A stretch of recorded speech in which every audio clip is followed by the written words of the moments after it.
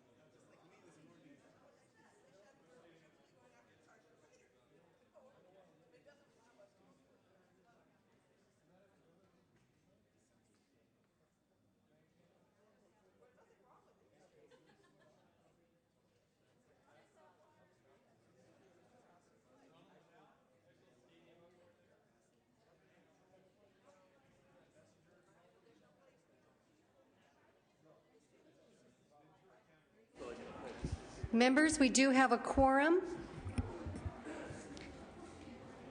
Senator Wright, not at his desk. Senator Duchesne, are you prepared to take up AB 189? Secretary, please read.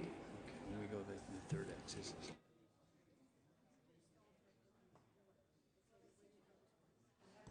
Assembly Bill 189 by the Assembly Committee on Budget, an act relating to state finances, making an appropriation therefore, and declaring the urgency thereof to take effect immediately.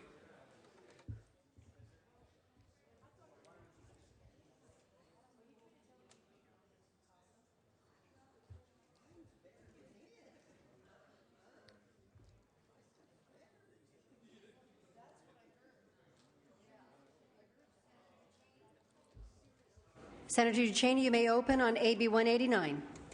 Thank you very much. Madam President and members, if we could.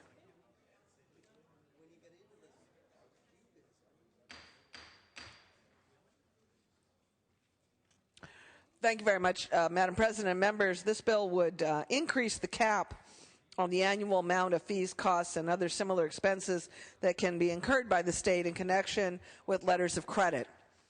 By doing this until 2013, according to the state treasurer, we would be able to avoid costs that could be as much as $130 million in the 09-10 budget and $600 million in the 10-11 budget year. There would be a $20 million expense, but again, offset by savings that over 2 years could be more than $700 million.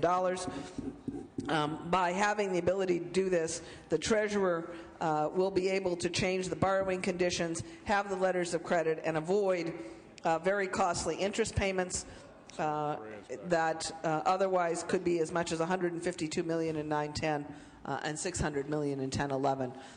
We don't want to face those new interest costs in the face of the kind of revenue projections and economy that we're in at the moment. Anything we can do to avoid greater cost to the state of interest is something that all of us should care about, and this is a bill sponsored by the treasurer to allow him the flexibility to save us up to $700 million interest costs over the next 2 years. Ask for your aye vote. Is there any discussion or debate? Seeing none, Secretary, call the roll. Onnested. Aye. Alquist. Aye. Ashburn. Aye. Benoit. Aye. Calderon. Aye. Cedillo. Aye. Cogdill. Aye. Corbett. Aye. Correa. Aye. Cox. Aye. Denham. Aye. DeSaulnier. Aye. Duchesne. Aye. Dutton. Aye. Flores. Hancock. Aye. Harmon. Aye. Hollingsworth. Aye. Huff. Aye. Kehoe. Leno. Aye. Liu. Lowenthal. Aye. Maldonado. Aye. Negrete McLeod. Aye. Oropesa. Aye. Padilla. Pavley. Padilla. Aye. Price. Romero. Aye. Runner. Aye. Smidian. Steinberg. Strickland. Aye. Walters. Aye. Wiggins. I know. Wolk. Aye. Wright. Aye. Weiland. Yee. Yee. Aye. Pavley. Aye. Price. Aye. Kehoe. Aye. Wiggins. Aye. Ayes. Weiland. Aye. Ayes 36, no 0 on the measure. Ayes 36, no 0 on the urgency. The measure is adopted. One moment, Senator Duchesne. Senator Correa, I recognize at Senator Steinberg's desk. For what purpose do you rise? For the purposes of recognition, Madam President. And Senators, I want you to join me in essentially saying thank you and the best of luck to Maggie Wynn. She was our summer intern, worked with us, did a great job for the state of California. Before she came to us, she spent 4 years in the Navy as a radar sonar technician, and I'm sure she can distinguish a Russian sub 1,000 miles away. So help me to join her, thank her, and wish her the best of luck as she pursues her political career. Congratulations to you. Senator Ducheney, are you prepared to take up AB 187?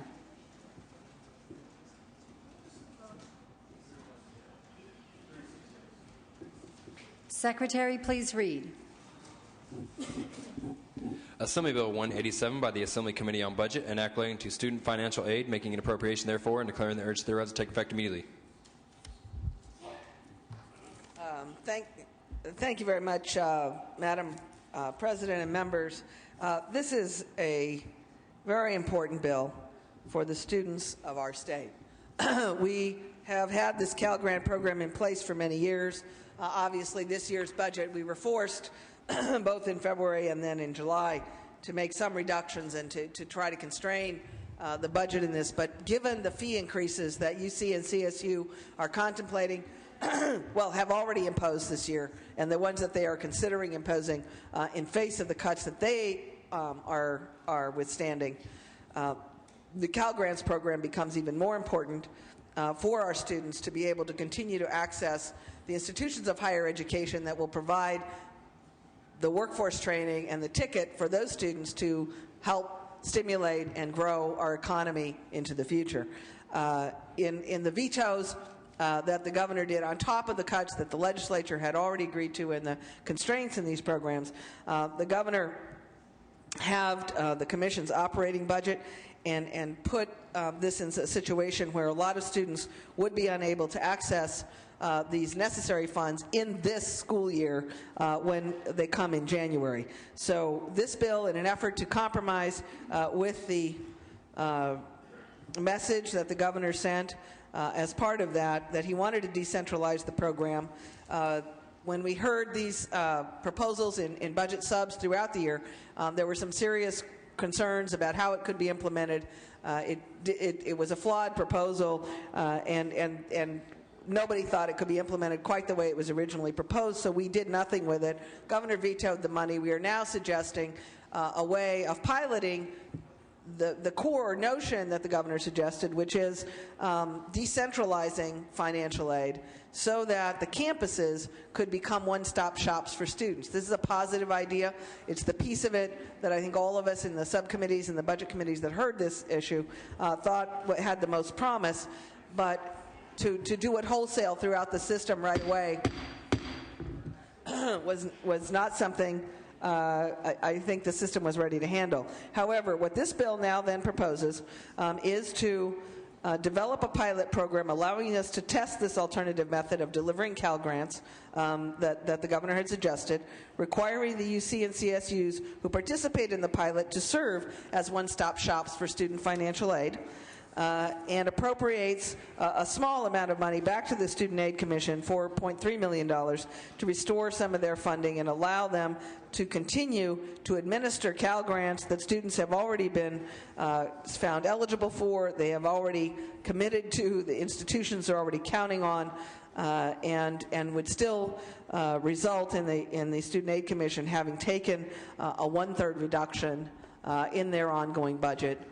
This is a compromise to get us through this budget year as we try to expand on this pilot and find a way to fundamentally make this system, work more streamlined way for both the students and the institutions, as well as hopefully do it more efficiently with less resources into the future. But we can contemplate that next year. Meanwhile, we need to protect these students and their financial aid and the institutions to whom those students have committed the financial aid during this school year.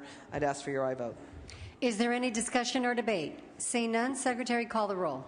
Onnested? Aye. Alquist? Aye. Ashburn? Benoit? Aye. Calderon? Aye. Cedillo? Aye. Cogdill? Aye. Corbett? Aye. Correa? Cox? No. Denham? No. DeSaulnier? Aye. Ducheney? Aye. Dutton? Flores? Hancock? Aye. Harmon? Hollingsworth? Aye. Huff? Aye. Kehoe? Aye. Leno? Aye. Liu? Lowenthal? Aye. Maldonado? Aye. Negrete McLeod? Aye. Oropesa? Aye. Padilla? Aye. Pavley? Aye. Price? I. Romero. Aye. I. Runner. I. Semidion. Steinberg. Strickland. I. Walters. I. Wiggins. I. Wolk. I. Wright. I. Wyland. Wyland, I. Yee. Yee, I. Okay. Correa, I. Ashburn, I. Harmon, I. Ayes 33, noes 2 on the measure. Ayes 33, noes 2 on the urgency. The bill is adopted. Senator DeCheney, are you ready to take up AB 182? Secretary, please read.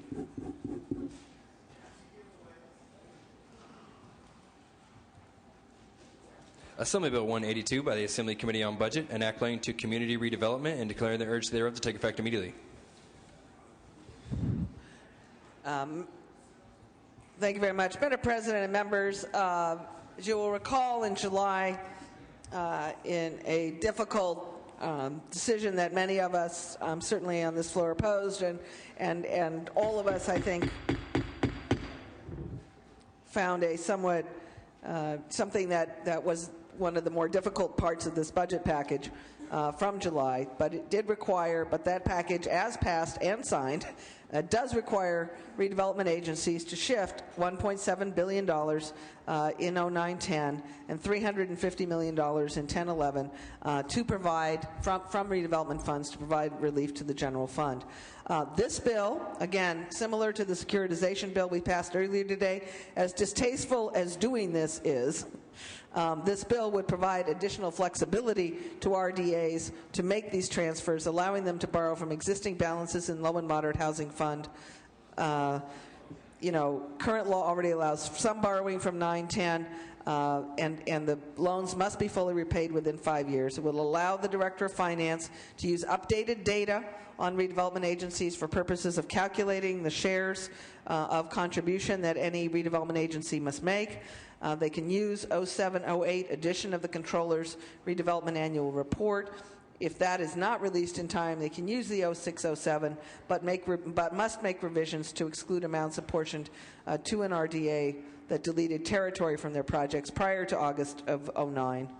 It's an urgency matter because statutory changes must be in effect prior to November 15 for the Director of Finance to determine the shares that each of our redevelopment agencies might be required to contribute.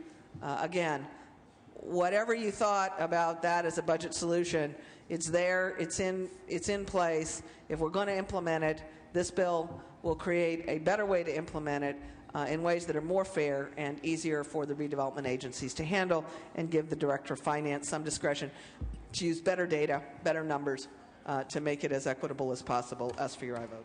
Is there any discussion or debate? Seeing none, Secretary, call the roll. Onnested? No. Alquist? Aye. Ashburn? No. Benoit? Calderon? Aye. Cedillo?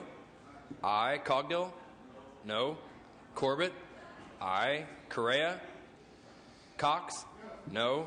Denham? No. DeSaulnier? Aye. Ducheney? Aye. Dutton? No. Flores? Hancock? Aye. Harmon? No. Hollingsworth?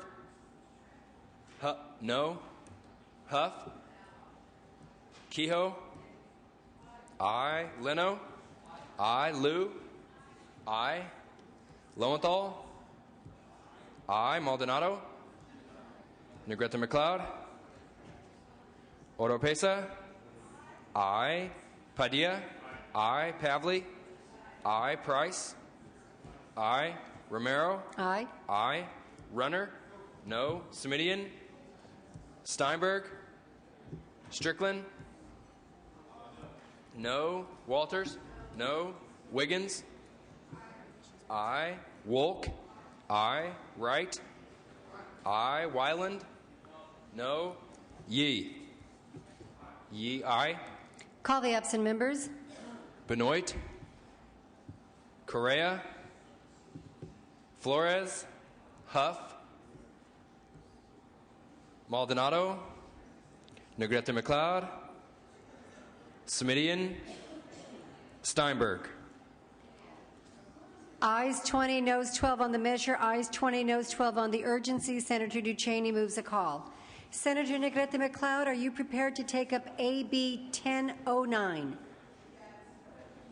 Secretary, please read AB 1009. Assembly Bill 1009 by Assemblymember Manuel Perez, an act relating to bonds and declaring the urge thereof to take effect immediately. Thank you, Madam President. Members, this was heard in committee just a while ago, and just before we even get started with this, I want you to know that the formulas that were chosen were not done by this House. Excuse me, Senator Negrete McLeod. Sergeants, can we please control the volume of noise in the rear of the chamber? Please proceed. As I was saying, the formulas contained in this bill were not done by this legislature. It was done by the federal government, and even the author of this bill, his area was not covered by any of the bond-related ARA funds. So with that said, and if we do not do this bill and if it does not come out, we will lose all of the money that's coming from the ARA funds. So AB 1009 contains necessary changes to California law that will allow the state to maximize the use of the new Economic Recovery Bond Authority contained in the American Recovery and Reinvestment Act, which is ARA, of the 2009. Specifically, ARA established two new federal bond categories, the Recovery Zone Bond and the Qualified Energy Conservation Bond. And our statutes need to be updated in order for local communities and businesses to leverage the $2.3 billion from these. With unemployment in California rising, it is important that the people in our state are able to utilize every available economic development opportunity. I urge an aye vote on AB 1009 so that we may meet any federal government use of it or lose it deadline as of December the 31st, 2010, which would put California on equal playing field to fully assist businesses in the state, just as the other states who have already updated their codes. I ask for your aye vote. Is there any discussion or debate? Seeing none, Secretary, call the roll. Onnested? Aye. Alquist? Aye. Ashburn? No. Benoit? Aye. Calderon? Aye. Cedillo? Aye. Cogdill? Aye. Corbett? Aye. Correa? Aye. Cox? No. Denham? DeSaulnier? Aye. Duchesne? Aye. Dutton? No. Flores? Hancock? Aye. Harmon? Hollingsworth? Aye. Huff? Aye. Kehoe? Aye. Leno? Aye. Liu? Aye. Lowenthal? Aye. Maldonado? Negrete McLeod? Aye. Oropesa? Aye. Padilla? Aye. Pavley? Price? Aye. Romero? Aye. Aye. Runner? No. Smidian? Steinberg? Strickland? Walters? No. Wiggins? Wolk? Aye. Wright? Aye. Weiland? Yee? Yee, aye. Call the absent members. Denham? Wiggins, aye. Denham? Flores? Harmon? Maldonado? Pavley? Smidian? Steinberg? Strickland? Weiland? Ayes 26, noes 5 on the measure. Ayes 26, noes 5 on the urgency. Senator Negrete McLeod moves a call. Members, without objection, Senate Rule 29.3b will be waived, so amendments may be accepted to AB 1536 by Assemblymember Blakesley. Members, we are now going to take up measures that have already been considered by the Senate. They failed passage at that time. They have been granted reconsideration. We are going to turn to a number of these at this time. If measures do not pass at this time, they will be dead for the remainder of the session. Assembly Bill 15, Senator Padilla, are you prepared to take up this item at this time? Pass on file.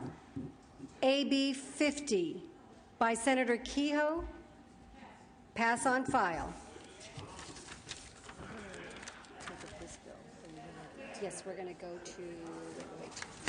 Well, let me just take it up. Okay. Actually, you're a couple of folks. I'll come right, one person first. Senator Cedillo, are you prepared to take up AB 813? All right, Secretary, please read. Assembly Bill 813 by Assemblymember John Perez, enacting to alcoholic beverages and declaring the urgency thereof to take effect immediately.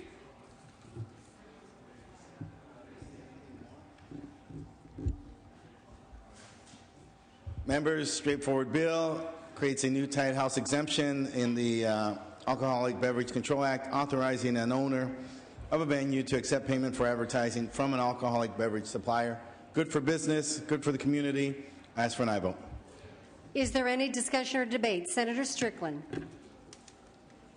Thank you, Madam President. I rise in support of this bill at a time when we have the highest unemployment that we've had since the Great Depression. We have underemployment across the state of California. This measure will help us bring more jobs and more people back to work in the city of Los Angeles, and I urge your aye vote. Is there any other discussion or debate? Seeing none, Secretary, call the roll. Onestad? Alquist? Aye. Ashburn? Aye. Benoit? Aye. Calderon? Aye. Cedillo? Aye. Cogdill? Aye. Corbett? Correa? Cox? Aye. Denham? Aye. DeSaulnier? Aye. Ducheney? Aye. Dutton? Flores? Hancock? Harmon? Aye. Hollingsworth? Aye. Huff? Aye. Kehoe? Aye. Leno? No. Liu? Lowenthal? Aye. Maldonado? Aye. Negrete McLeod? Oropesa? Aye. Padilla? Aye. Pavley? Aye. Price? Aye. Romero? Aye. Aye. Runner? Aye. Smidian? Steinberg? Strickland? Aye. Walters? Aye. Wiggins? No. Wolk? Wright? Aye. Wyland? Aye. Yee? Yee, aye. Corbett? No. Onestad? Aye. Correa? Aye. Dutton. Dutton? Aye. Ayes 30, noes 3 on the measure. Ayes 30, noes 3 on the urgency. The bill is passed. Senator Walters for AB 1188. Secretary, please read.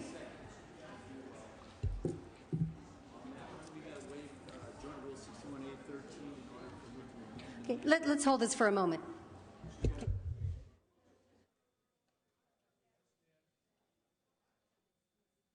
We'll come back to you in a moment. Senator Wright, are you prepared to take up AB 1575, GO Committee? Pass temporarily.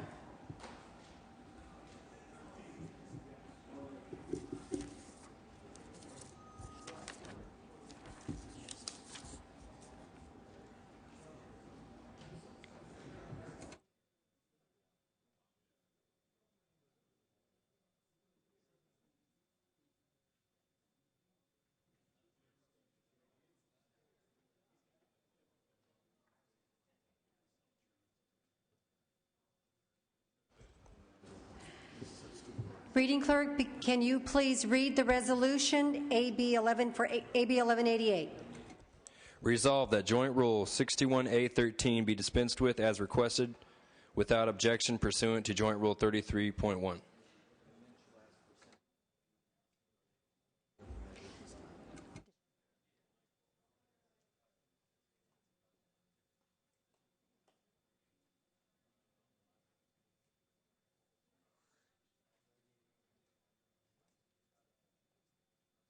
Without objection, is there ayes 38, no 0? Senator Walters is now requesting to waive Senate Rule 29.3 in order to take up this measure today. Is there objection to that? Without objection, ayes 38, no 0. Senator Walters on the bill, AB 1188. Thank you, Madam President. Secretary, please read. Assembly Bill 1188 by Assemblymember Ruskin, an act relating to hazardous materials and declaring the urgency thereof to take effect immediately. Senator Walters. Thank you, Madam President. AB 1188 is an important measure that will help small businesses throughout California. When the Water Board suspended payments on claims through the Underground Storage Tank Cleanup Fund, they did not suspend the requirement to complete cleanup of the affected sites. AB 1188 is critical because once mitigation work begins, it must be completed. Small businesses that clean up these contaminated sites will be able to stay in business by the restoration of the Underground Storage Tank Cleanup Fund and by ensuring prompt payment to those firms that perform the mitigation work protecting our groundwater. AB 1188 also helps several small gas stations targeted by the Air Resources Board's water vapor rule to receive limited financial help, which will allow them to stay in business. I urge your aye vote. Is there any discussion or debate? Senator Cox. Madam President, members, this is a bill that needs to pass because hundreds of private contractors doing anti-pollution work have been damaged by the State Water Board. In the Appropriations Committee, members, we were told by the author and the sponsor of this bill that the Water Board overspent their appropriations for this program by $80 million. Let me just tell you one more time. The Appropriations Committee, we were told by the author and sponsor of this bill that the Water Board overspent their appropriation for this program by $80 million. And members, to this day, we still do not, we don't have an explanation from the Water Board as to why they can't keep track of the dollars that the taxpayers provide them. The Water Board has not had to appear in public to answer these questions. And so far, Mr. Ruskin and the private contractors have been carrying the water for them. Frankly, members, they've gotten a free ride. So let's ask the question, where's the accountability here? Who's responsible for this mess? And members, how can we be assured that it doesn't happen again? And members, I believe you will concur with me that these are questions that in fact should be answered. And finally, members, this bill contains corrections to another bill by Mr. Ruskin that provides a measly $8 million to gas station owners in the state struggling to stay alive under the strict regulations of the California Air Resources Board. Members, this was a bill that was hurried and obviously flawed. And I will say for the last time on this floor that if this body had responded adequately earlier this year and extended the deadline for retrofits on these gas station pumps, we wouldn't have had to go through the exercise of scraping together $8 million when the problem could simply be solved by providing more time for business owners to comply with these ridiculous regulations. Ask for an aye vote. Is there any other discussion or debate? Seeing none, Secretary, call the roll. Onestad? Alquist? Aye. Ashburn? Aye. Benoit? Calderon? Aye. Cedillo? Aye. Cogdill? No. Corbett? Aye. Correa? Cox? Aye. Denham? Aye. Desaulnier? Aye. DeCheney? Aye. Dutton? Aye. Flores? Hancock? Aye. Harmon? Aye. Hollingsworth? No. Huff? Aye. Kehoe? Aye. Leno? Aye. Liu? Aye. Lowenthal? Aye. Maldonado? Aye. Negrete McLeod? Aye. Oropesa? Aye. Padilla? Aye.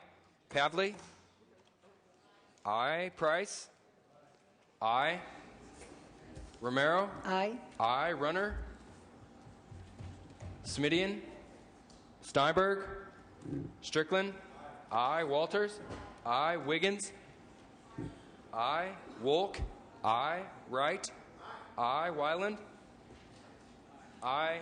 Yee? Yee, aye. Correa, no. Onnested, no to aye. Cogdill, no to aye. Benoit, aye. Ayes 34, noes 2 on the measure. Ayes 34, noes 2 on the urgency. The bill is passed.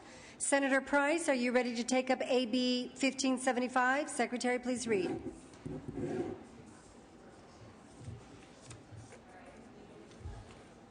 Assembly Bill 1575 by the Assembly Committee on Governmental Organization, an act relating to horse racing and making appropriation therefore.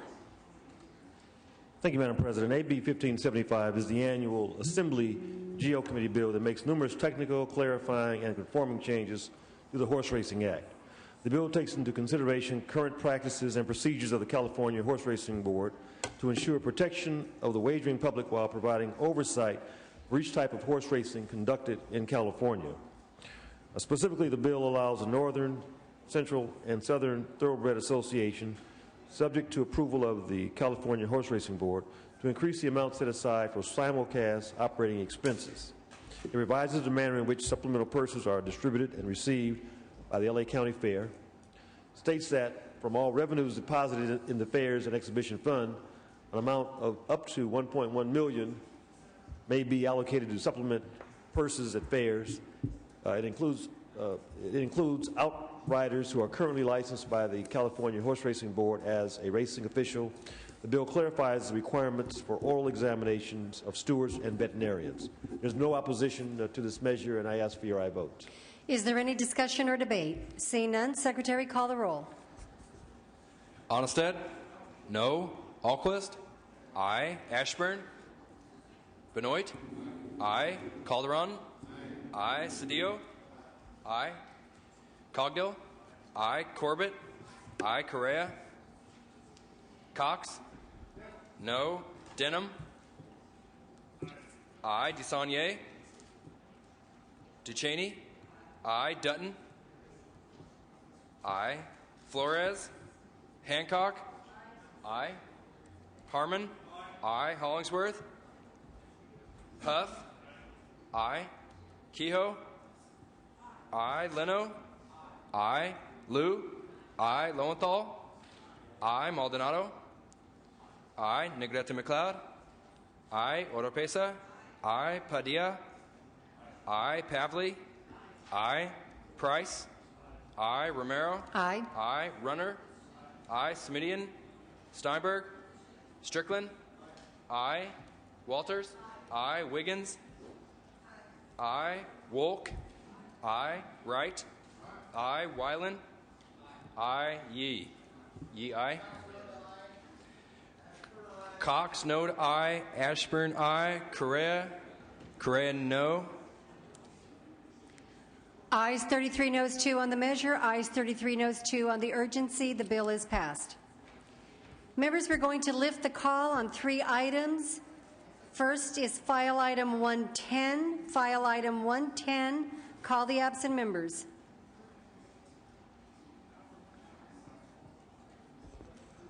Benoit? Benoit, aye. Flores? Harmon? Harmon, no. Runner? Steinberg? Strickland? Ayes 27, noes 9 on the measure. Ayes 27, noes 9 on the urgency. The bill is passed. File item 104. Call the absent members. Benoit? Aye. Correa? Flores? Huff? Maldonado? Aye. Negrete McLeod? Smidian? Steinberg? Ayes 22, noes 12 on the measure. Ayes 22, noes 12 on the urgency. Senator Ducheney replaces the call. Let's lift the call on AB 1009. AB 1009. Call the absent members.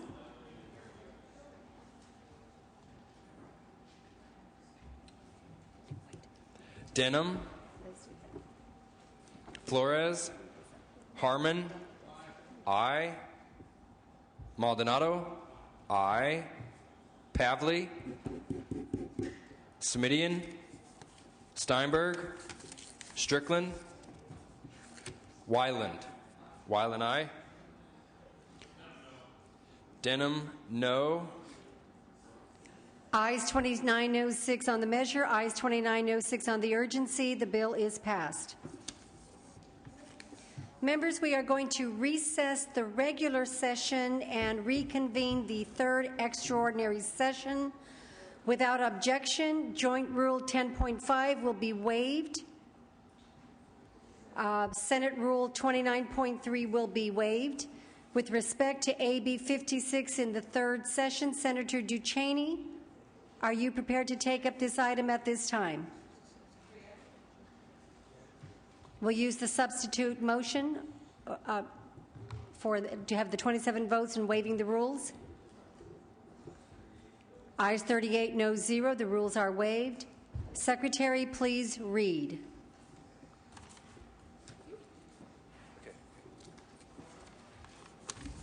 Assembly Bill 56 by Assemblymember Evans, an act relating to education finance and making an appropriation therefor.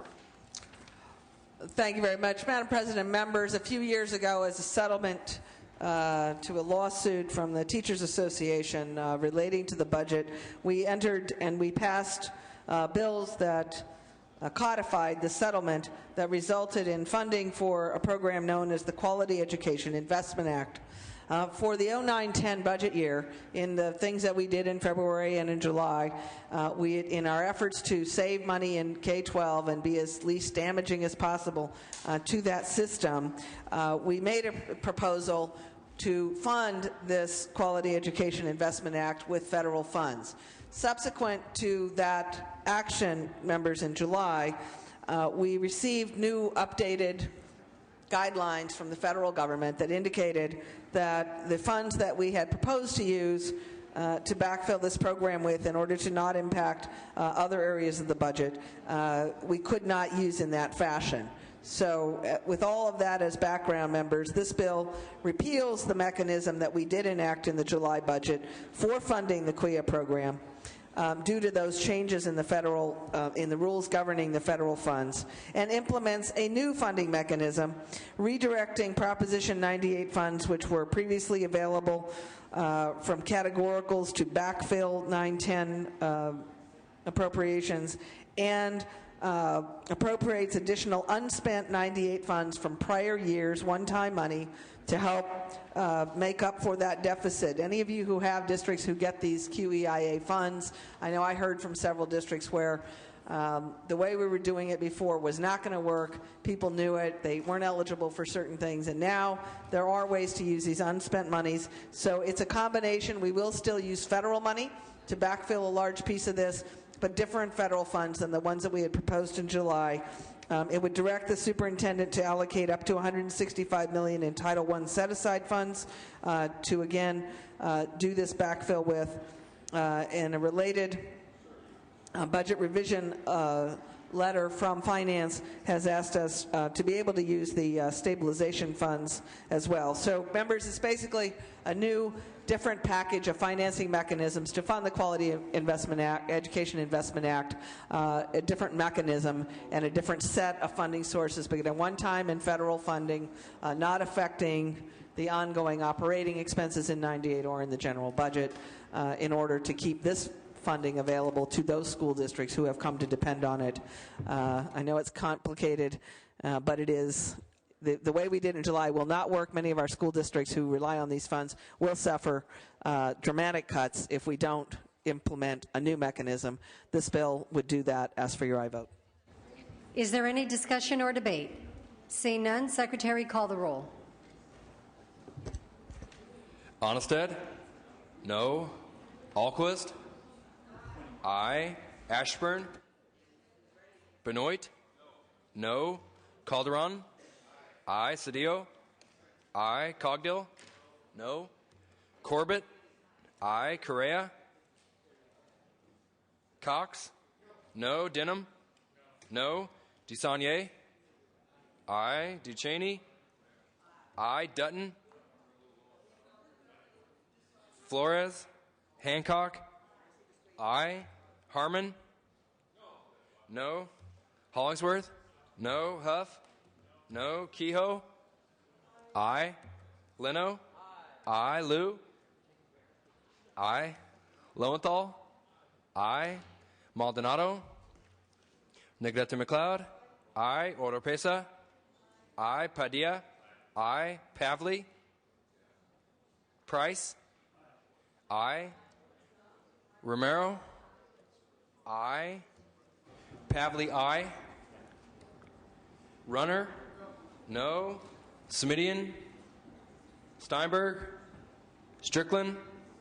No. Walters. No. Wiggins. I. Wolk. I. Wright. I. Wyland.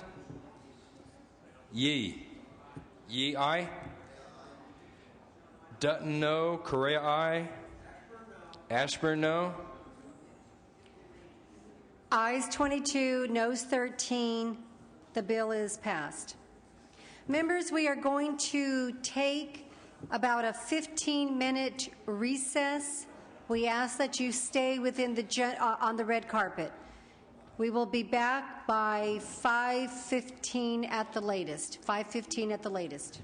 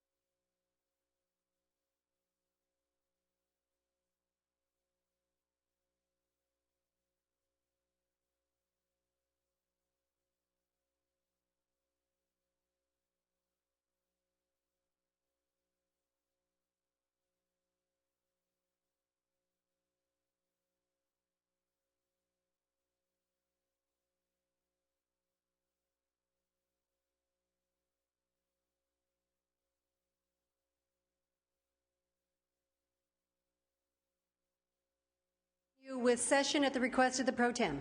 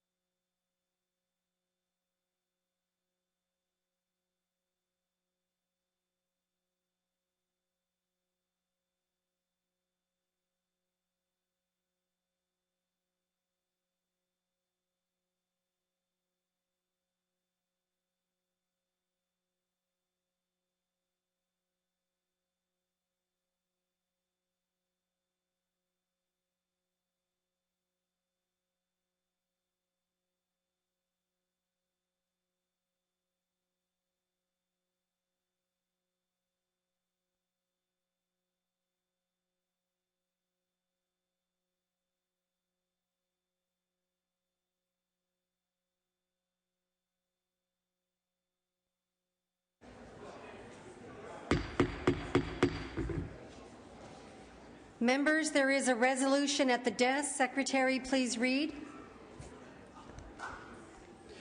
Resolved that Assembly Bill 81 presents a case of urgency as that term is used in Article 4, Section 8B of the Constitution, and the provision of that section requiring that the bill be read on 3 several days in each House is hereby dispensed with, and it is ordered that said bill be read the second and third times, considered, engrossed, and placed upon its passage.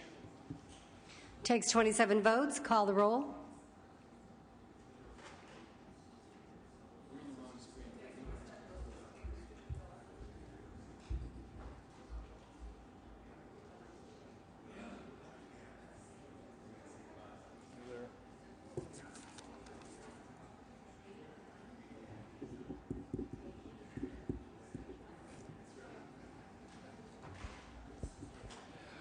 Onnested? Alquist? Aye. Ashburn? Benoit? Aye. Calderon? Aye. Cedillo? Aye. Cogdill? Aye. Corbett? Correa? Cox? No. Denham? DeSaulnier? Aye. DeCheney? Dutton? Flores? Hancock? Harmon? Aye. Hollingsworth? No. Huff? Kehoe? Leno? Lou? Aye. Lowenthal? Maldonado? Aye. Negrete McLeod? Aye. Oropesa? Aye. Padilla? Aye. Pavley? Aye. Price? Aye. Romero? Aye. Aye. Runner? Aye. Semidian? Steinberg? Aye. Strickland? No. Aye. Walters? Aye. Wiggins? Aye. Wolk? Wright? Aye. Wyland? No. Yee? Yee, aye. Leno, aye. Dutton, aye. Correa, aye.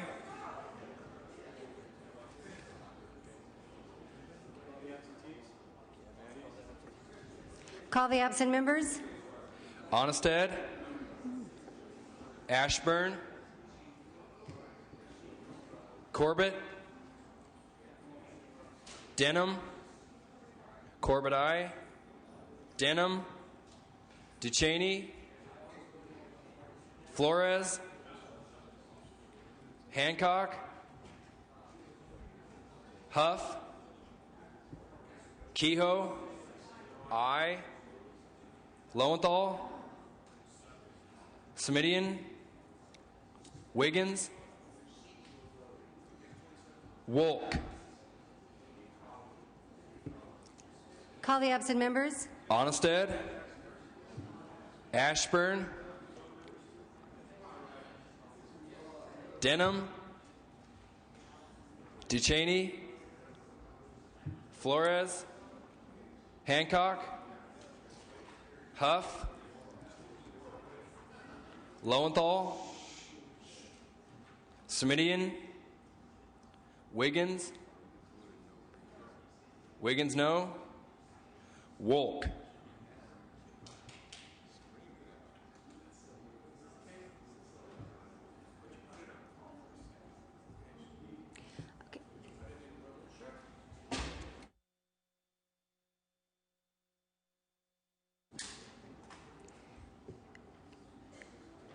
We will put this measure on call until we get all members onto the Senate floor.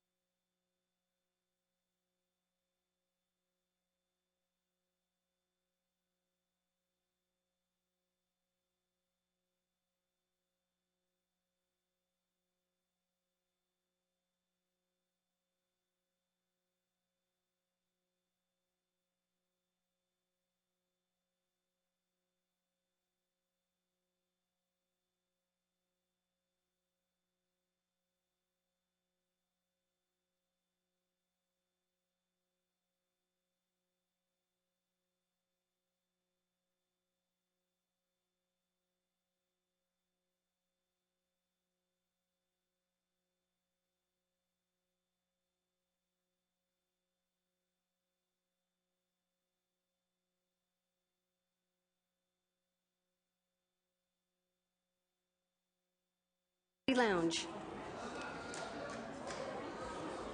After we finish this little drill, what's that?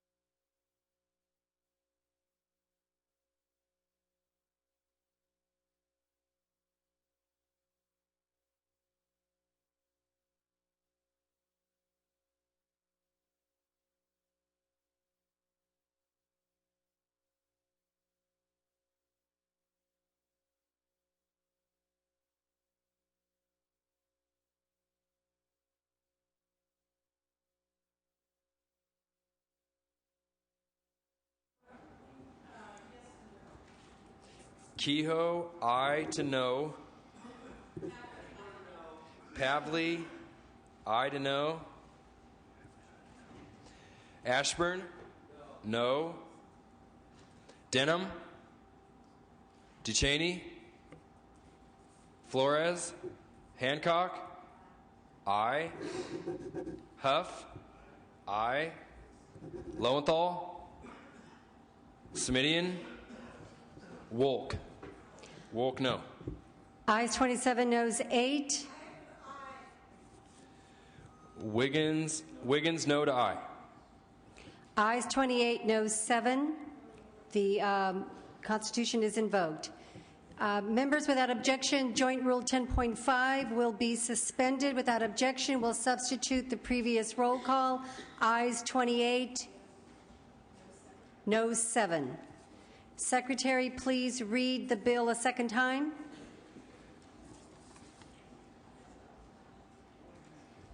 Assembly Bill 81 by Assemblymember Hall, an act relating to land use. Secretary, please read the bill a third time. Assembly Bill 81 by Assemblymember Hall, an act relating to land use. Senator Wyland. Yes, Madam President, I have 2 amendments which I would like to take up.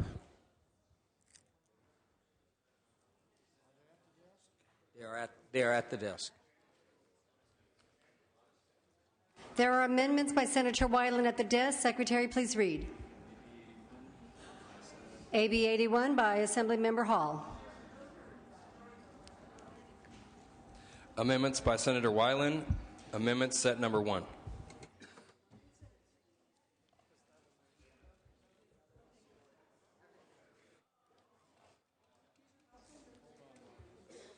Senator Wyland, you may open on your amendments. Thank you, Madam President.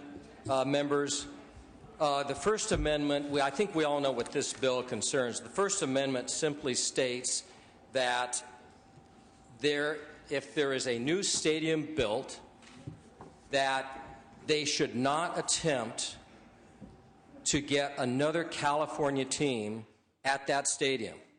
And the reason is very simple. There is no net economic benefit to this state. There is if you get a team from out of the state. But if you get any team from within this state, whether it's the Chargers in my area, whether it's the 49ers, whether it's Oakland, there is no net benefit because there is a loss of revenue from that area. In the case of San Diego, where there will be a new stadium built, there's a loss of that revenue. That's the first set of amendments. Senator Oropeza. Yes, I move to lay the amendments on the table. Secretary, call the roll. Senator Oropeza is asking for an aye vote. Senator Wyland is asking for a no vote.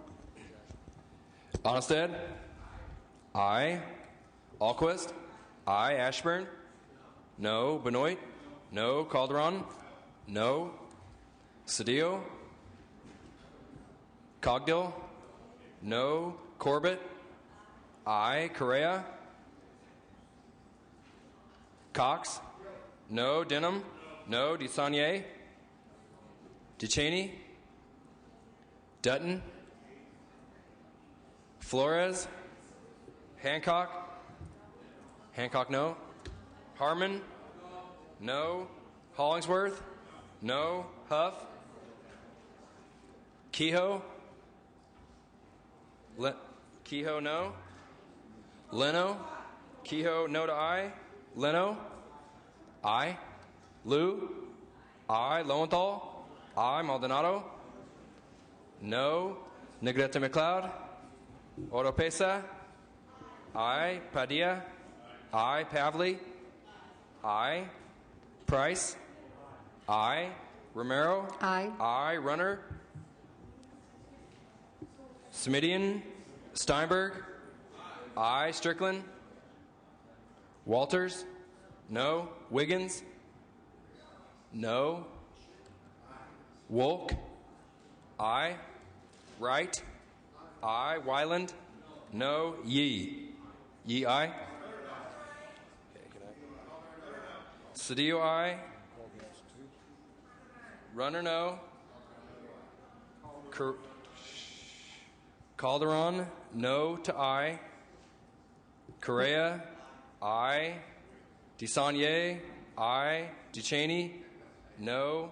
Dutton, no. Flores, Huff, Negrete McLeod, aye. Smidian, Strickland.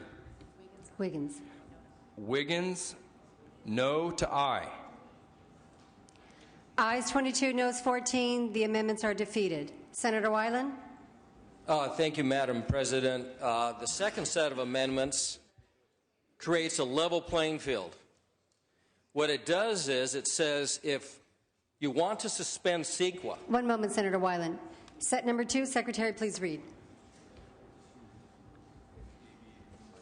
Assembly Bill 81 by Assemblymember Hall. Amendments by Senator Wyland. Set number 2. Thank you, Madam President. What this set of amendments says, if you want to suspend CEQA, if you think there's a valid rationale, an economic rationale, then let's have a level playing field and let's suspend CEQA in San Diego where the current stadium is. And frankly, it could include other venues in the state as well. So that would create a level playing field.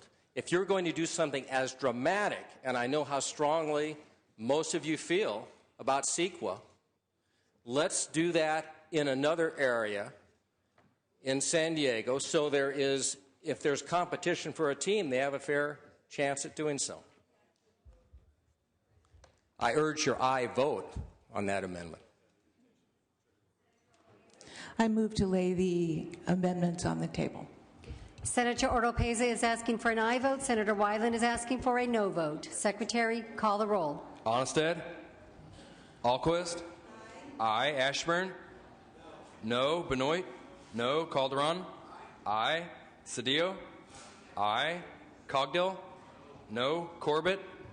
Aye. Correa? Cox? No. Denham? No. DeSaulnier? Aye. Duchesne? Dutton? No. Flores? Hancock? Harmon? No. Hollingsworth? No. Huff? Kehoe? Aye. Leno? Aye. Liu? Aye. Lowenthal? Aye. Maldonado? No. Negrete McLeod? Aye. Oropesa? Aye. Padilla? Aye. Pavley? Aye. Price? Aye. Romero? Aye. Runner? No. Smidian? Steinberg? Aye. Strickland? No. Walters? No. Wiggins? Aye. Wolk? Right. Aye. Wyland? Wolk, aye. Wyland? No. Yee? Yee, aye.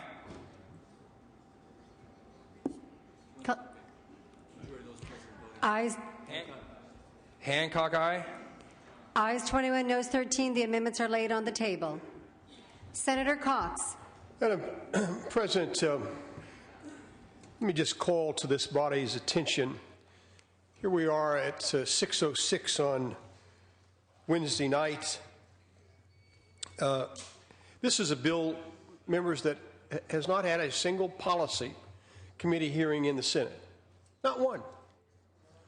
Now, it did, in fact, have a policy hearing in the Assembly. Senator Cox, let me just, for purposes of procedure, are you speaking under condition of the file? Or? No, ma'am. I do, in fact, have a motion to make, and that motion would be that we, in fact, refer this to the Local Government Committee because it has not had a policy hearing in the Senate. As a matter of fact, it only had one in the Assembly, which was the Arts Committee. And members, I would simply say to you that this body needs to be concerned about its image, needs to be concerned about providing the people of the state of California with adequate notice. And let me just call to your attention one more time, this is a bill that has not been heard in a policy committee in the California Senate. It's 6:07 on Wednesday night, and I would ask that, and I would move that this bill be moved to local government. Senator Oropeza. Move to lay the amendments on the table. Members, this is not an excuse me, a amendment. It motion. is a motion. Senator Cox is making a motion to refer this bill to the local government committee. It's a 21-vote bill. Senator Cox is asking for an aye vote. Senator Oropeza is asking for a no vote in order to move it to the local government committee. Secretary, call the roll.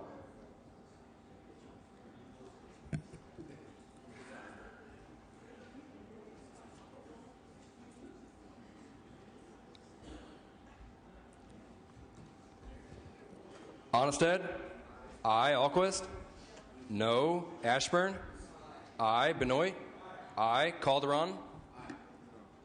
Aye. Calderon, aye to no. Cedillo? No. Cogdill? Aye. Corbett? No. Correa? No. Cox?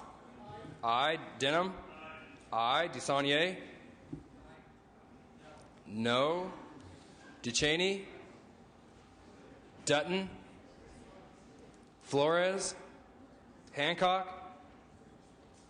Harmon? No. Hollingsworth? Aye. Huff? Kehoe? Leno?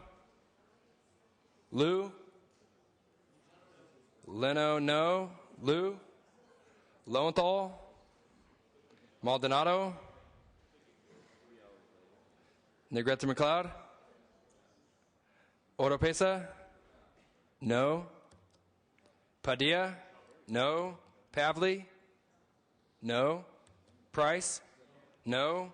Romero? No. Runner? Aye. Semidian? Steinberg? No. Strickland? Aye. Walters? Aye. Wiggins? No. Wolk? Wright? No. Wyland? Aye. Yee? Yee, no. Kehoe? No. Maldonado? Aye. Lowenthal, no. Dutton, aye. Lou, no. Ayes 13, noes 20. The motion fails. Senator Price, are you prepared to take up the measure AB 81? Secretary, please read. Senator Onnested, for what purpose do you rise? A call was moved. I'm sorry, I didn't understand you. Prior to the announcement of the vote, a call was moved. Yeah, I did not hear that called.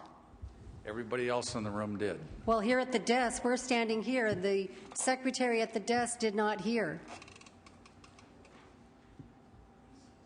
Secretary, please read the bill.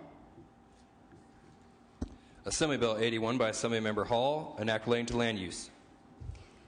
Senator Price, you may open on the bill. Thank you, Madam President and members. This project first came about in 2004.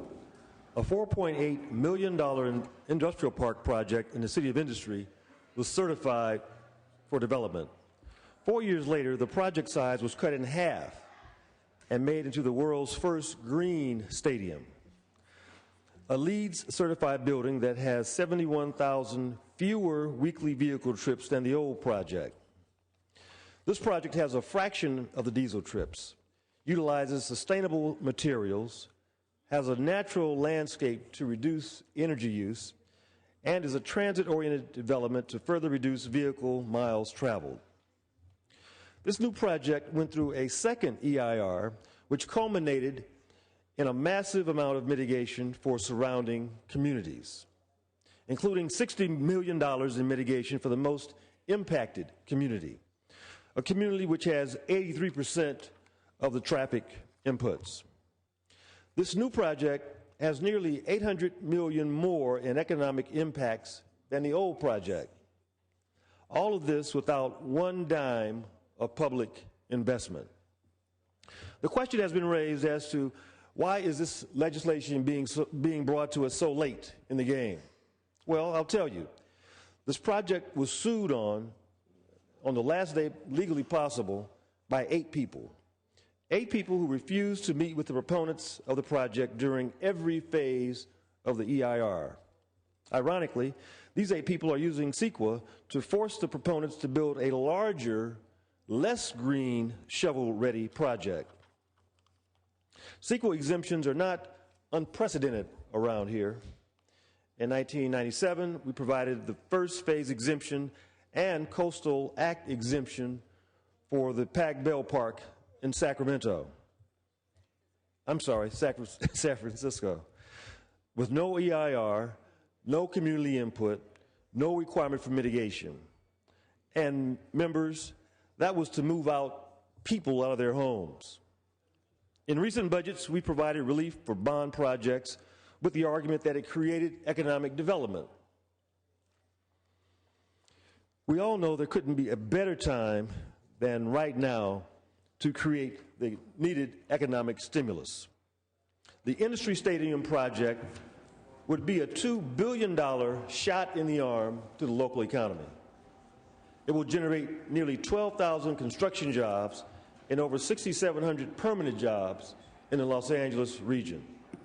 The economic impact of the project will be $762 million annually.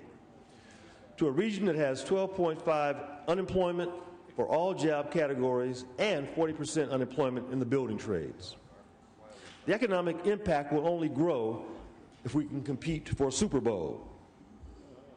Colleagues, I know there is concern that allowing this exemption will open the door to future CEQA exemptions. But this bill takes a much more narrow approach than previous CEQA exemptions. Yes, it provides a full CEQA exemption. However, it requires a project to meet specific environmental requirements. It requires the proponent to live with all of the mitigations that their last 2 EIRs have resulted in. The goal here is to make this exemption a difficult bar to meet in the future. I know there's going to be a lot of talk about precedent before we're done. None of us takes providing a CEQA exemption, even at the end of the process, lightly.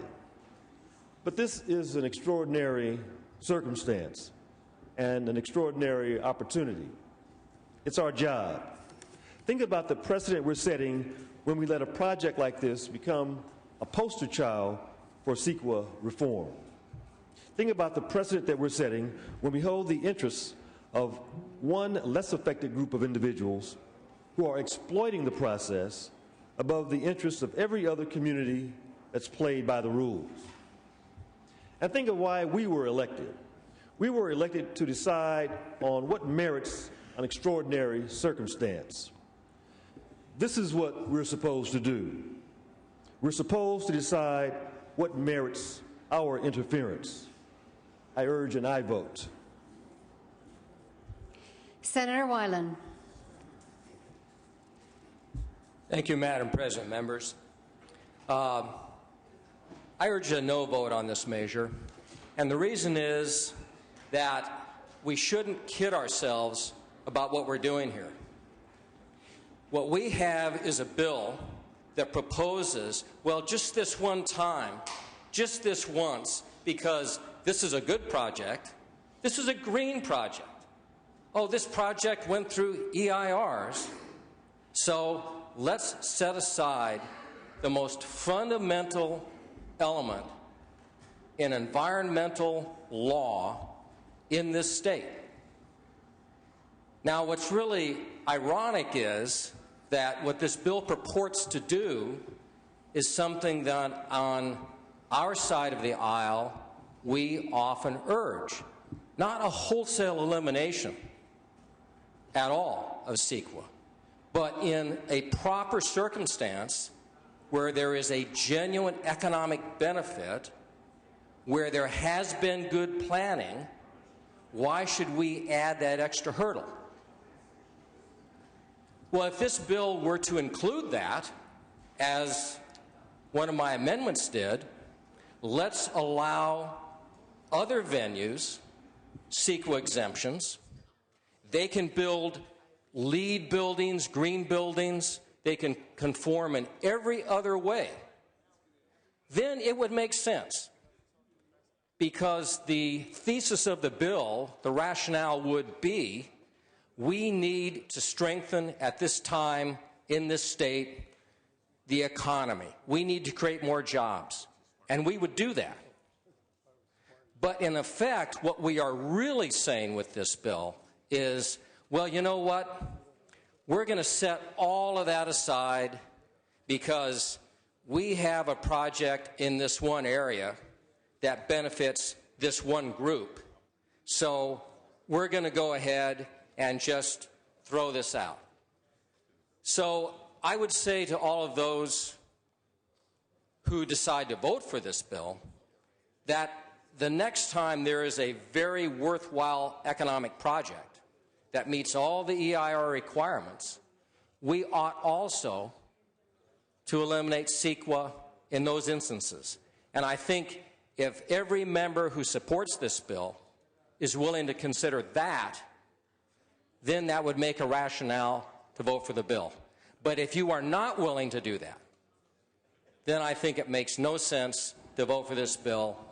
And I think since that element is not included in this bill, we should vote no on it today. Senator Lowenthal. Members, we have lost our way. We are lost in... This bill has nothing to do with the NFL, which I love. I'm a great sports fan, as you all know. It has nothing to do with jobs. I support the development of jobs. What this bill does is talk about who we are. And really who we are is this body creates laws. That's who we are. We are in the business of writing laws. We are fortunate that there is another branch of government called the judiciary to examine those laws and to see whether they pass the muster of constitutionality and whether they are being implemented in a way that's consistent with those laws. That's the balance that goes on between the judiciary and the legislative branch. CEQA is one of those laws that we have created in the legislature, and it gives ordinary citizens the right to challenge those laws in the judiciary. That's what it does. What have we done today? What are we doing? We are allowing powerful interests to take away the rights of citizens to challenge making the laws that are made in this body. We have set dangerous precedent for others to come forward and do the same thing. We have mortally wounded one of the most basic laws in this state, CEQA. But more than that, we have blurred, if we pass this, the distinction between the legislative branch of government and the judicial branch of government. That, let us be clear, we have said we know the way the courts should decide this. We will take that action. We will decide. We will not only pass laws, we will decide what the courts do. We have lost our way. I urge a no vote. I think that we will rue the day that we have stepped over that line. This is not about the NFL. This is about the difference between the judicial branch of government and the legislative branch of government. Let's be clear. And we have decided that we know what's best, and we don't. Senator Calderon.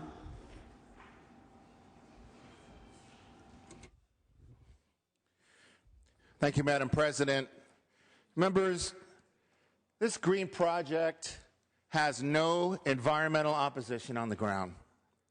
The proponents of this bill, as you've heard, have gone through 2 EIRs over a 5-year period of time. After this bill was introduced, they went through a mediation process under the pro tem's leadership. Out of that, yet came another settlement agreement removing the opposition of the only city with concerns. Now, a community group of 8 who walked away from negotiations is holding the entire region hostage. This bill is about badly needed jobs, but that's not what it's all about. It's about misuse of a well-intended state law, and we have a responsibility to stop it. The 8 opponents of this bill are holding up badly needed economic stimulus in the region of the state that would result in a less green project, one that uses more energy and water and without a LEED certification, one that will result in more diesel emissions. How is that the intended use of CEQA? Members, if we don't defend our laws, we lose them. If examples like this that lead to the outcry for CEQA reform, if we care about our environmental laws, we should care about the reckless abuse of them. I urge your aye vote. Senator Duchesne. Thank you very much. Madam President and members, like Senator Wyland, I rise in opposition to this bill. Appreciating, I think, that it really is important that we consider the job potentials, and certainly should this bill pass, we wish LA well. We would have appreciated a lot if, as Senator Wyland pointed out, the ownership and the leadership that were dealing with this could have made the commitment that they would not raid another California team. Without that, the jobs that are proposed here may be somewhat illusory. I'm hopeful that in truth they will perhaps be able to get another team and one from out of state if in fact this bill passes. I think the project, we always are cautious, members, and certainly this has been done before, to try to create a specific exemption. But I think what it brings to light is the fact that we really ought to rethink how does this work, what is it that we can do to solve some of these CEQA issues and not allow the process to be abused. If that is what's going on here, a lot of us have had bills for affordable housing, for farm worker housing, for a lot of issues where CEQA has continued and always is an issue. And I think why this is so troubling for many of us is to pass a bill for a single project, for a single for-profit entity, in this kind of circumstance when we aren't dealing with either the broader issue of what are the CEQA reforms that could make many of these job-creating projects move forward in a more rapid fashion, and on the other hand, if you're going to make an exception like this, guarantee that you're not just moving jobs from one part of the state to the other. Those are the two problems with this bill. And I think we're going to face this dilemma over and over again, as Senator Lowenthal said. I mean, for some folks who are voting no, it's because they see the precedent, opening the door to doing more of this overturning. And for some of us, it's maybe we should be really rethinking how the CEQA process looks. And I think that dilemma is going to remain with us after this.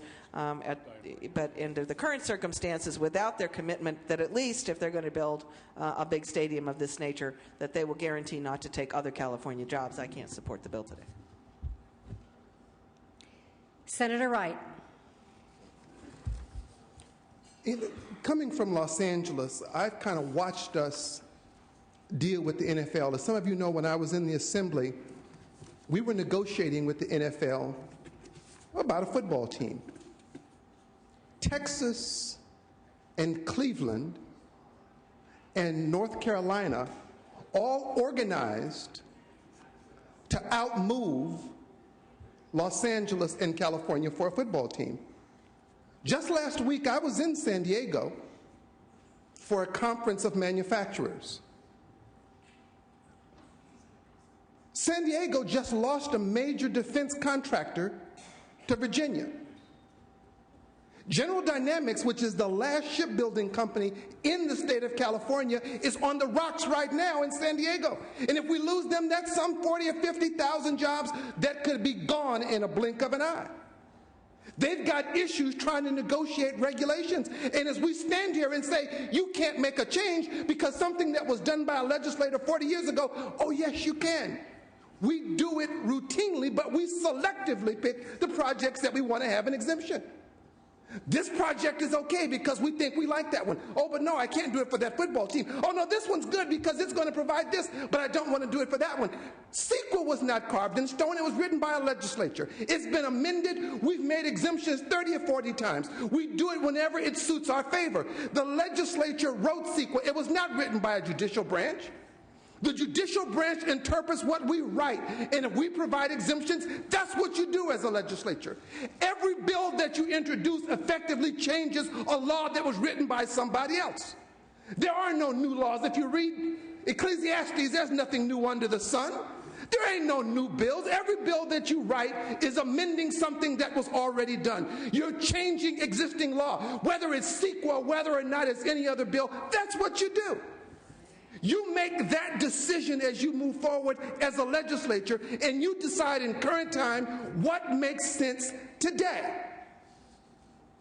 So here we are deciding whether or not we should have a football stadium and whether or not it makes good sense. The city of Walnut has come back and said they could work. I appreciate the effort that was done by Pro Tem Steinberg. Yes, there are still going to be a number of things in this bill that will be done pursuant to CEQA. But I'll tell you, I mean, we stand here and we say, oh, you can't make this exemption, you can't make that exemption.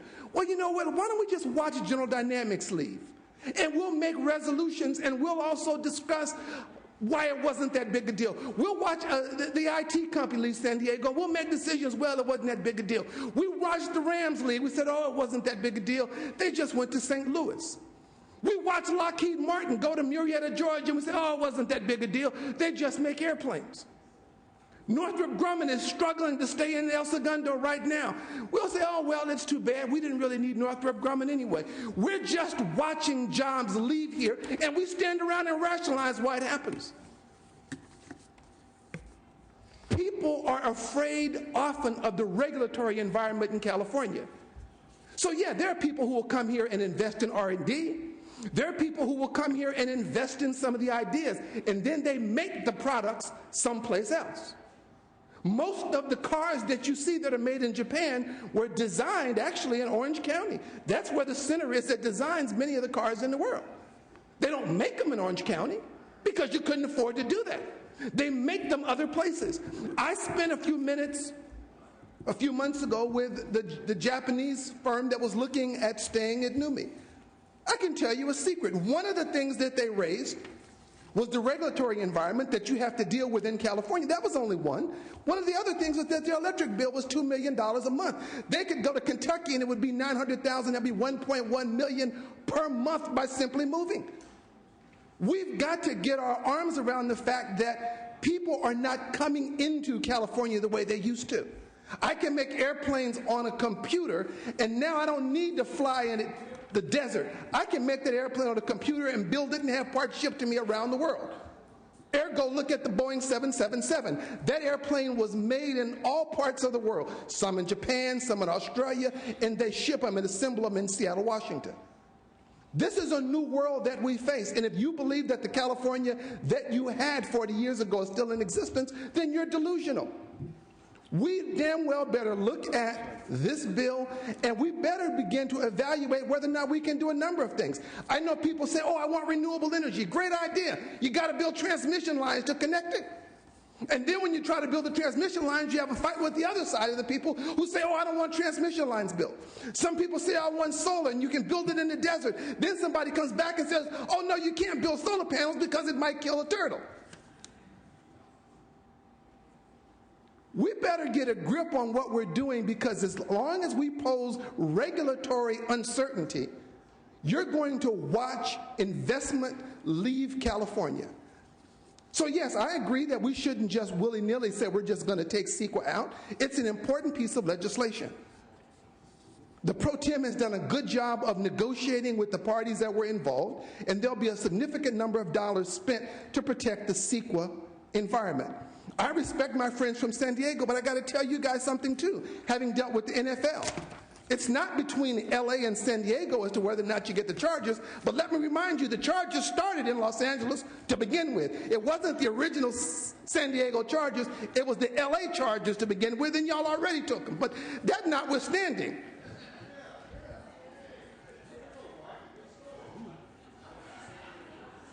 And we took the clippers back from you, but if you want them back, we can arrange that. But,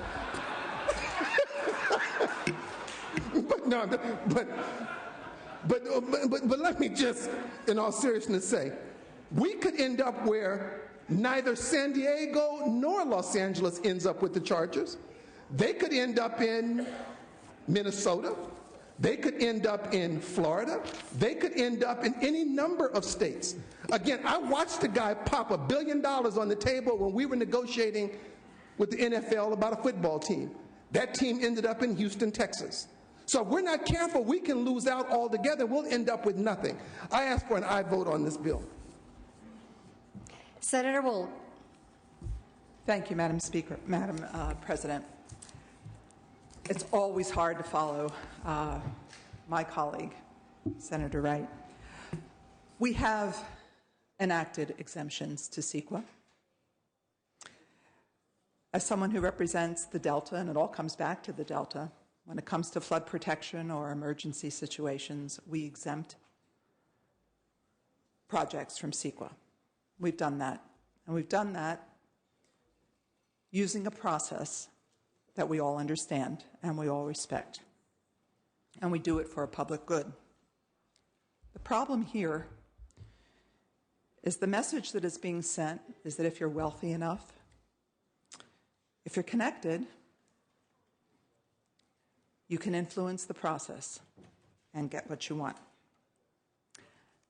It is the process and the law that protects us. And that is what should define this legislature. I ask for a no vote. Senator Steinberg. Thank you very much, Madam President. As I hear my colleagues struggle with this issue and express their genuine passion, which I think is a good thing, in some ways, this debate and this issue and some of the frustration we hear is emblematic, really, of the sort of year we have had here in the legislature. For these are extraordinary times. These are extraordinary times. In this state, we are now living with an unemployment rate that exceeds 10%. And in greater Los Angeles County, that number is even higher. I made the decision on the 11th of September as the leader of this House to hold this bill for 1 month because I do not take lightly exempting major development from the California Environmental Quality Act. And yet the truth of the matter is that my job as the leader is to not only lead but to respond and to respond to the interests not of a wealthy developer, as one senator just suggested, but to my colleagues here in this House. And I had a number of colleagues who were divided on the question that is before us today. So I want to be very clear for the record what we have done over the last month. We used my good office, and I used my capital and authority to compel the parties to sit down in good faith and settle their disputes without this body having to take up this bill. Now, while it appears that as of this hour, only one of the two outstanding lawsuits have actually been settled, I want to make it clear that the City of Walnut, the primary plaintiff in this litigation, with the help of a mediator, former Attorney General John Van de Kamp, did in fact settle their CEQA lawsuit with the developer. And that CEQA lawsuit and that CEQA settlement is significant. It will result in approximately $40 million to the city of Walnut for various environmental-related mitigations. The city of Walnut will receive $9 million in traffic mitigation payments from the City of Industry. The funds will be used for specified transportation projects, local streets and roads improvements in the city of Walnut.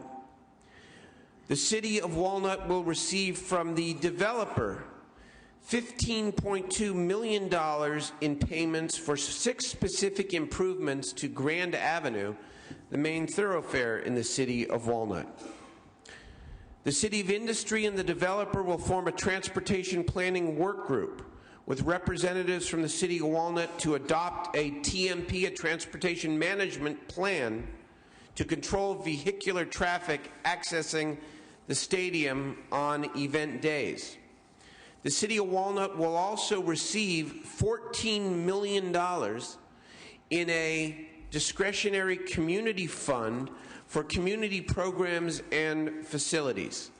The funds can be spent at the sole discretion of the city of Walnut.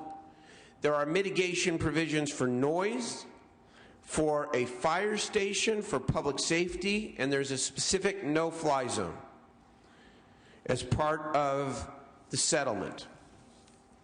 Once that case settled, about 2 weeks ago, it's been reported, and it is true, that I have invested my personal time, along with my staff, in working with the citizens group to settle every case. And I found these people, who I got to know, to be folks who were acting in good faith and who were trying their best to stand up for what they believed to be right. And yet we presented, and I presented specifically, an additional set of mitigations for the community of Walnut and the surrounding communities. And unfortunately, as of this late hour, the group is not quite there. Pretty close. And so, right or wrong, as the leader, I live by my commitments. And my commitment was that I wanted to take a month, couple weeks to a month, to do my best to settle these matters. And we settled the matter between the project proponent and the city of Walnut in a very important and successful way. And so now we're left with this dilemma. And with a caucus and a House that has different points of view on the matter at hand, my word was this: if we could not bring this matter to a final closure, and we got about 80% of the way, that I would allow this bill to be heard on the floor of this House. And that's exactly what it is we are doing. Some may take this, and that's their choice, and I understand the argument that this opens the door to many challenges to CEQA. It doesn't have to be that way, because we can always say no. In fact, as I stand here with the Bible on CEQA, and I look at the index, and I look at the numerous exemptions that the legislature itself has created to CEQA over the years, whether it's a facility in San Luis Obispo, whether it's a facility in Kings County, whether it's prisons in Kings County in the county of Amador, whether it's various higher education projects, whether it's exclusion for conversions, whether it is state lands commission settlements, the list goes on and on.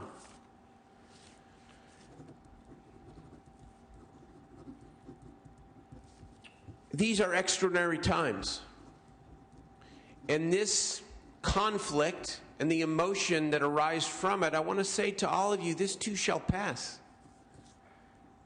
But it is not inappropriate, in my view, to try and address the compelling economic emergency that confronts our state. And when there is an opportunity to, in fact, create thousands of construction jobs, thousands of permanent jobs, to create some hope and activity where it currently does not exist, and 80% of the case has in fact been settled,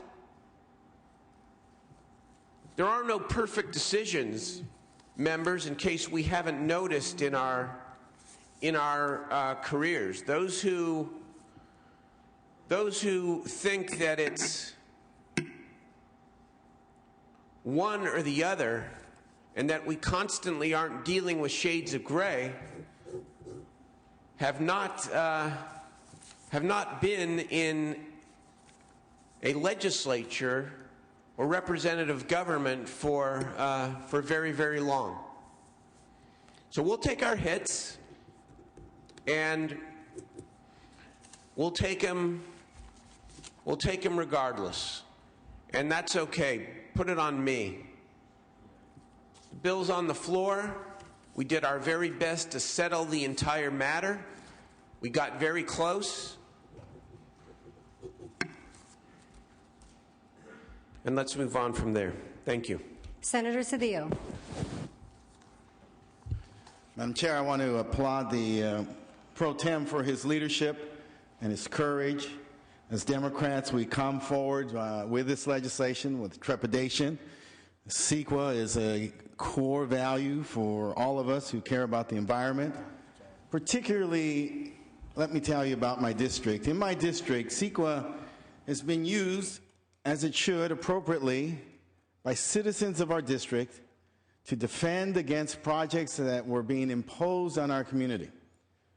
And so in the 80s, there was an effort to build a prison, and we felt there were too many prisons that were built there. And with leadership from the community, with the utilization of CEQA, we were able to use that to make sure that our community was treated fairly. In addition, there's been times where people have used it to make sure that a power plant went through the appropriate process, an incinerator went through the appropriate process. And so it's not something that we as Democrats come forward with tremendous haste. In fact, as I said, I want to applaud the courage, the discipline, and the leadership of the Pro Tem. We prefer negotiations over litigation. We prefer negotiations over legislation. But in this instance, we've done them all. There are those who will use this process of CEQA in a manner for which it was not intended. And in this instance, it's intended for the purpose of protecting the environment, creating a circumstance as we go forward with a project that ensures that the environment is protected. When the design of that project is modified in a way that has a lesser impact on the environment, to come forth and say that you have to redo the entirety of that process, I would say to you is an abuse. That it's not meeting the purpose for which it's designed. It's a frustration of purpose, it's an exploitation of the process, and it's an abuse of the process. And recognizing that, the Pro Tem did all that he could, using every resource, all his capacity, to bring this to a negotiated resolution. Now, as you know, I had some modest career and time in the prior to the legislature in negotiations.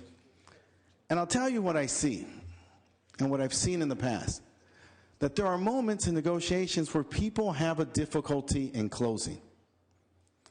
People are put in a circumstance that they've never been in, that they're given an opportunity, that they're given attention, that they have an incredible amount of power that they're inexperienced at, and they don't know how to close the deal. And that's what we've been confronted here. I think the Pro Tem will tell you, He's worked so hard to help us close the deal, but there's some people who just can't close the deal.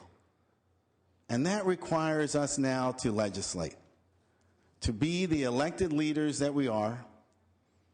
Negotiation no longer an option, litigation not our favorite choice, but as legislators to do what we do, what we've been elected to do, is to legislate a resolution that has an exemption to something that is very important to California. CEQA is, in fact, arguably the reason why people would want to do business in California. CEQA is arguably the reason why people would want to move to California, to a place where we hold premium our environment, a place that we can raise our children and protect our families and our livelihood. Arguably, that is a perspective that we take. And so in this instance, we move forward with an exemption. It is simply that, an exemption in this extraordinary circumstance, an effort to not permit the process to be abused, and an effort to recognize, as the Pro Tem has said, that we live in extraordinary circumstances that require extraordinary leadership and require, in this instance, that we vote for this extraordinary proposition. I ask for an aye vote. Senator Romero. Thank you, Mr. President and members. I'm very proud to stand and rise in support of this measure today. This proposed stadium is in my district, the 24th Senate District in the City of Industry, which I actually represent as a state senator. It's in my district, but this impacts the entire region. And like Senator Cedillo, I consider myself a proud environmentalist, and I come out of the wing that looks at environmental justice when I talk about the environmental movement. This project that we're debating today is a project that was much larger when it was originally conceived. And 5 years ago, in 2004, this project went through the CEQA process without any, zero, nada, no opposition from any environmental group, any city, or the county. None. But let me tell you about that project, a bigger project with no opposition. That project running through my district in East Los Angeles and La Puente and El Monte in order to get to this proposed stadium would have had higher diesel emissions. You know what that project with no opposition would have done? It would have seen 24 hours a day, 365 days a year, diesel trucks running through the neighborhoods of working class communities that I represent. And there was not a voice of opposition, not a voice. Last year, 2008, the project was revised, and again, a supplemental EIR was done, and again, without any opposition, zero, nothing, nada, from any environmental group. Last year, no opposition.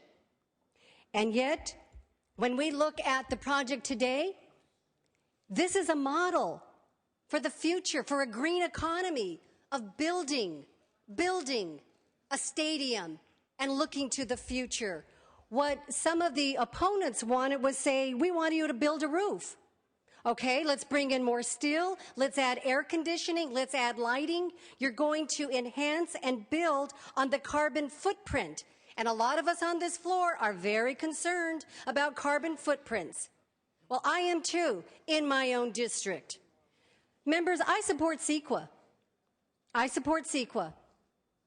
But CEQA was never intended to be used as a weapon. It was never intended to be used to extort. It was never intended to be used to hold up millions of people in Los Angeles County who recognize that we are in the worst time in terms of the economy, and our official unemployment rate is about 12.5% in Senator Cedillo's and my district, Senator Wright's, Senator Price's district. Those numbers are a lot higher. And these do represent jobs. They represent good jobs, union jobs that begin to pave the path for good, solid, middle-class earnings. many of whom, thousands of whom, are permanent jobs. That's something that I think I am connected to. Somebody had indicated we're doing this bill because we've got connections. You know what? I feel connected to my community who has spoken to me about the need for quality jobs in this region. Also, I'm a football fan. This is LA County.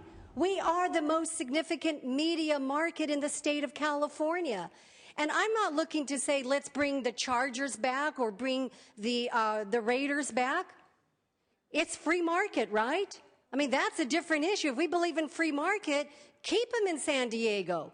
I'm not asking them to come, but for those of us who believe in free market politics, that's up to your job and your economy and your businesses to keep them in San Diego. All I know is that I've been a football fan for a long time, and I'm ready to rumble. I want that game to start once again. I don't care which team it is. And may the best offer win. All I can say is representing the 24th Senate District, in which this project will be based, with a more solid, environmentally friendly proposal, I am asking you to not let a handful hold up the opportunity and the dreams for thousands, and I would say millions of others in LA County to have what we want to be able to attract entertainment, to attract sports, to attract media and revenue and jobs, and the opportunity for us to showcase what we can deliver in LA County. Members, like in football, at a certain point, the clock runs out. I want to thank Senator Steinberg. He met over and over. Members of this caucus, either if you're in favor of the project or opposed to it, we in good faith said we will wait from September 11th, over a month, to try to work out a deal. But at the end of the day, the clock runs out. Members, the clock has finally run out. I think that's a good thing, because the next chapter of opportunity and revenue and jobs creation and just having good old fun with the sport of football, let it begin. I ask for an aye vote. Senator Weiland. I know the Pro Tem has worked very, very hard on this, and in what has been a very difficult situation for Senator Steinberg, and I certainly appreciate that. I would just like all of us, after tonight, to consider one of the primary arguments that has been made, and that is that at the end of the day, we do not want regulation which is intended to be reasonable to become an impediment which kills jobs. And whether today it's a reasonable, the argument goes, it's reasonable because of all the efforts in this area to suspend regulation, albeit good, which has been abused. We need to think long and hard about that throughout this entire state. What Senator Wright said is true. We are concerned about revenue every day, and I can tell you from meeting with biotech companies in the Bay Area, from companies in my area, where the governor of Texas is so well known. Oh, gee, it's the governor of Texas. He's like a salesman almost. Moving companies, we need to think beyond this instance about how we're going to retain jobs in California. That's the rationale for this. If you support this, whether or not you support this, we need to think about regulation, make sure it's not excessive so we keep jobs in California. Senator Oropeza. Thank you, Madam President. Colleagues, I want to take just a moment to describe the community that we're talking about and the need, the economic need, and the fact that this is an economically deprived community. It's starving for jobs. It's starving for economic revitalization or vitalization. Frankly, I'm not sure, certainly not in my lifetime, I don't know if they've ever been a real vital economic cog in our economic wheel. I care a lot about those folks. I grew up very near to that area. I'm very familiar with it. You know, and I care deeply about our environment. And I think my record is pretty clear on that.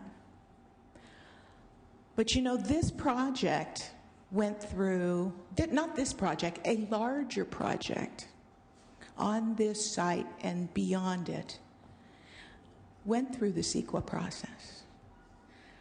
There have been 2 EIRs, one on that and one on this project.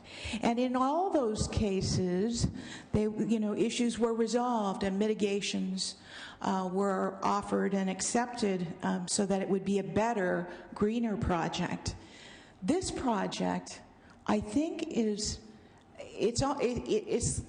to my mind to ask or seek what these, I don't know what the 8 people want. We haven't really been able to totally nail that down, but it's certainly not something that we're going to know tonight. So I think that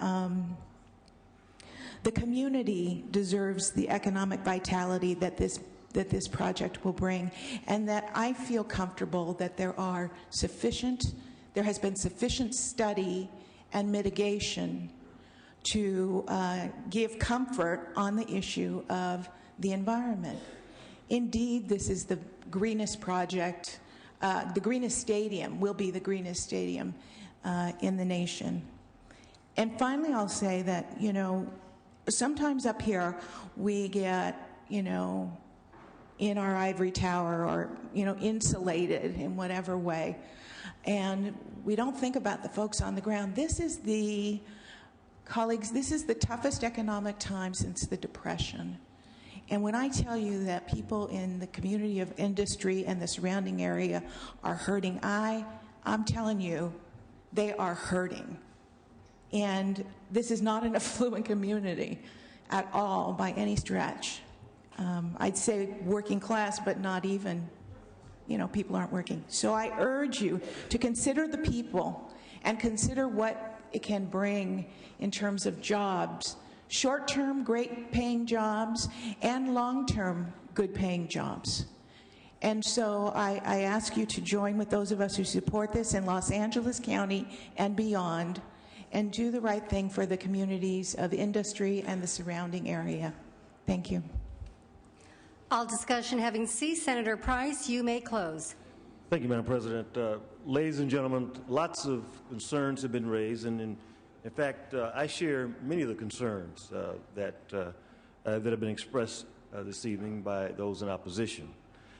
But I think right now we need to prioritize. In May and June of this year, over 120,000 Californians lost their jobs. The state's unemployment rate is hovering around 11%, the highest in California history. As representatives, I don't think we can continue to talk about the need for a booming economy. We can't continue to talk about job loss and at the same time turn our back on a privately funded project that has the potential to economically revitalize this section of Southern California. It's imperative, I think, that we take whatever steps we can now to stimulate job creation and economic development.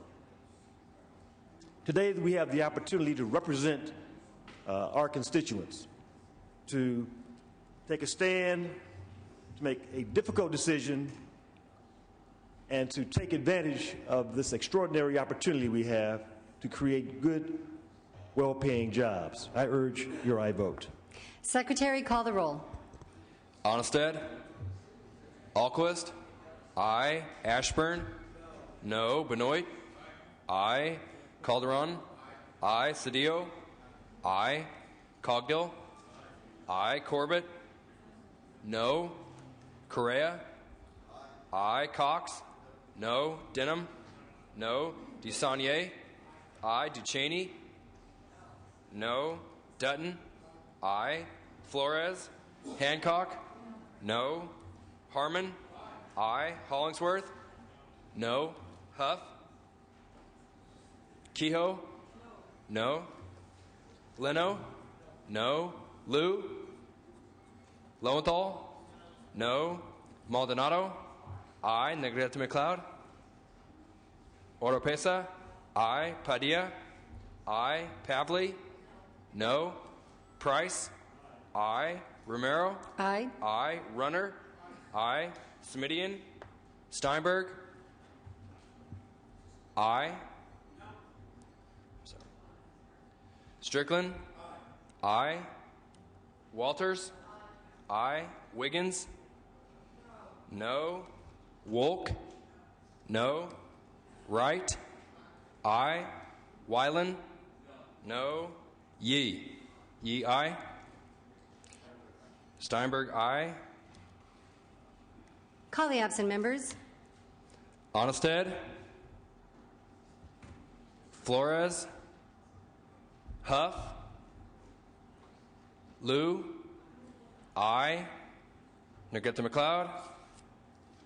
Semidian? Ayes 21, noes 14. The bill is passed.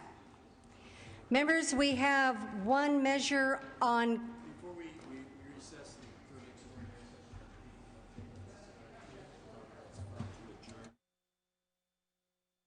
Senator Steinberg is recognized. Senator Steinberg. Thank you, Madam President. I move to close the third extraordinary session.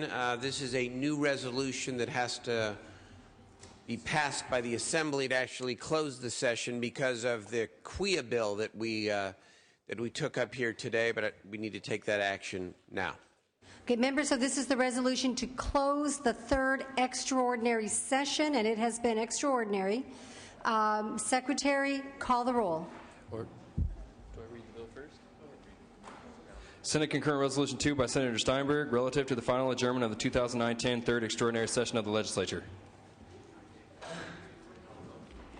Secretary, call the roll.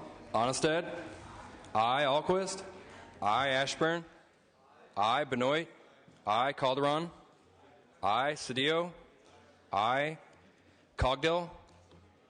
Aye. Corbett? Aye. Correa? Aye. Cox? Aye. Denham? Aye. DeSaulnier? Aye. Ducheney? Aye. Dutton? Aye. Flores? Hancock? Aye. Harmon? Aye. Hollingsworth? Aye. Huff? Aye. Kehoe? Aye. Leno? Aye. Liu? Aye. Lowenthal? Aye. Maldonado? Aye. Negrete McLeod? Aye. Oropesa? Aye. Padilla? Aye. Pavley? Aye. Price? Aye. Romero? Aye. Runner? Aye. Smidian? Steinberg? Aye. Strickland? Aye. Walters? Aye. Wiggins? Aye. Wolk? Aye. Wright? Aye. Wyland? Aye. Yee? Yee, aye. Ayes 38, no 0. The resolution is adopted. Members, we will now recess the third extraordinary session for the final time. Let's go back into regular session. We have an item on call. Secretary, can I please get that on-call list? Members, let's lift the call on AB 182. Call the absent members. Correa? No. Flores? Huff? Negrete McLeod? Smidian? Steinberg? Steinberg, aye. Hollingsworth? No to aye. Huff, aye. Call the absent members. Correa? Flores? Negrete McLeod? Smidian? Dutton, no to aye.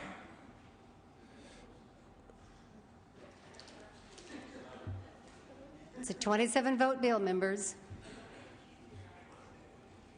It's standing between Us in adjournment now.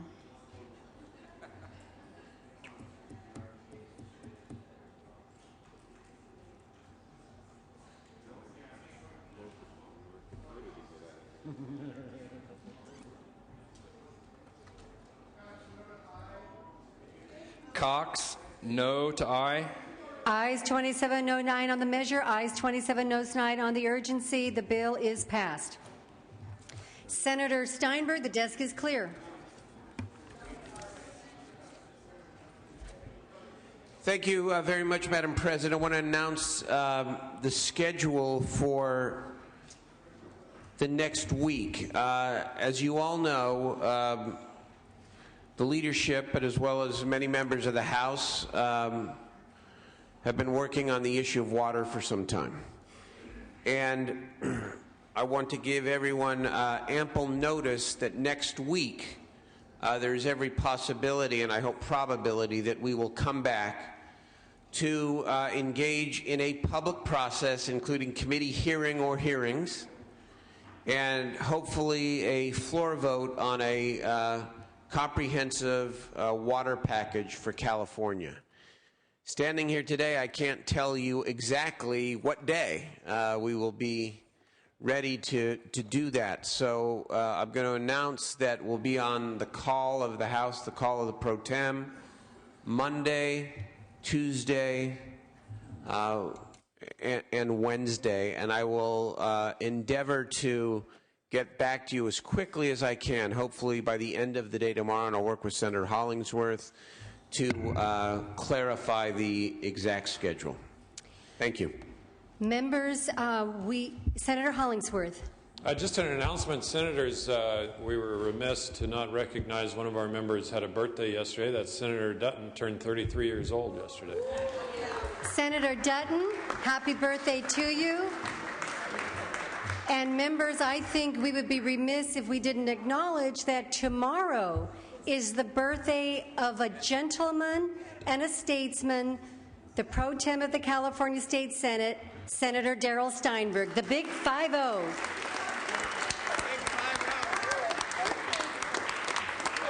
Members, we are now in recess.